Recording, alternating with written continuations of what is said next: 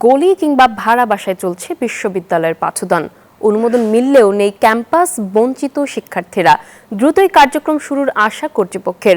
প্রশাসনিকভাবে জমি অধিগ্রহণের অনুমোদন মিললেও এখনও প্রতিষ্ঠা হয়নি পিরোজপুর বিজ্ঞান ও প্রযুক্তি বিশ্ববিদ্যালয়ের স্থায়ী ক্যাম্পাস।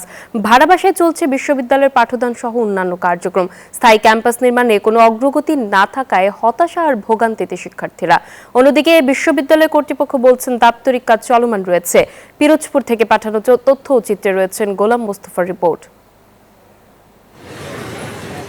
গলির ভেতরে ভাড়া বাসায় চলছে বিশ্ববিদ্যালয়ের পাঠদান কার্যক্রম।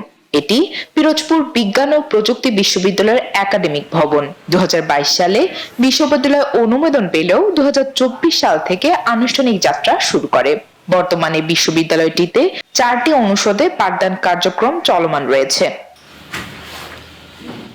এদিকে স্থায়ী ক্যাম্পাস না থাকায় শহরের বিভিন্ন স্থানে 4টি ভবন ভাড়া নিয়েই চলছে বিশ্ববিদ্যালয়ের কার্যক্রম। এমনকি নিজস্ব ক্যাম্পাস নির্মাণে আশ্বাস দিলেও নেই দৃশ্যমান কোনো পদক্ষেপ।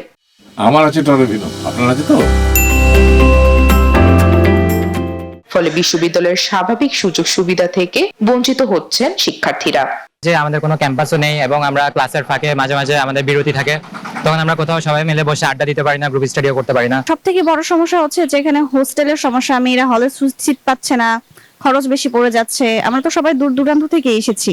আমরা কোনো অগ্রগতি শুনছি না যে আমাদের স্থায়ী ক্যাম্পাসের।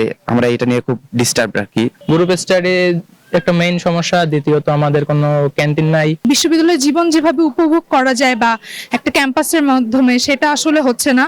অন্যদিকে স্থায়ী ক্যাম্পাস নির্মাণের জন্য পিরোজপুর ঢাকা মহাসড়কের পাশে প্রায় 75 একর জমি অধিগ্রহণের অনুমোদন পেলেও ভবন নির্মাণে নেই কোনো অগ্রগতি। তবে খুব দ্রুতই কার্যক্রম শুরু করার আশা বিশ্ববিদ্যালয় কর্তৃপক্ষের। আমাদের একাডেমিক ভবন, নিজস্ব একাডেমিক ভবন প্লাস আমাদের শিক্ষার্থীদের ছাত্রাবাস, সেটা আমাদের সমাধান হবে আমি আশা করছি খুব তাড়াতাড়ি। আমার পুরো প্রশাসন আমাকে সর্বাত্মক সহযোগিতা করছে। বর্তমানে বিশ্ববিদ্যালয়টিতে প্রায় 300 জন ছাত্রছাত্রী অধ্যয়নরত। শিক্ষক আছেন 19 জন, কর্মকর্তা কর্মচারী 35 জন। Text report, news 24।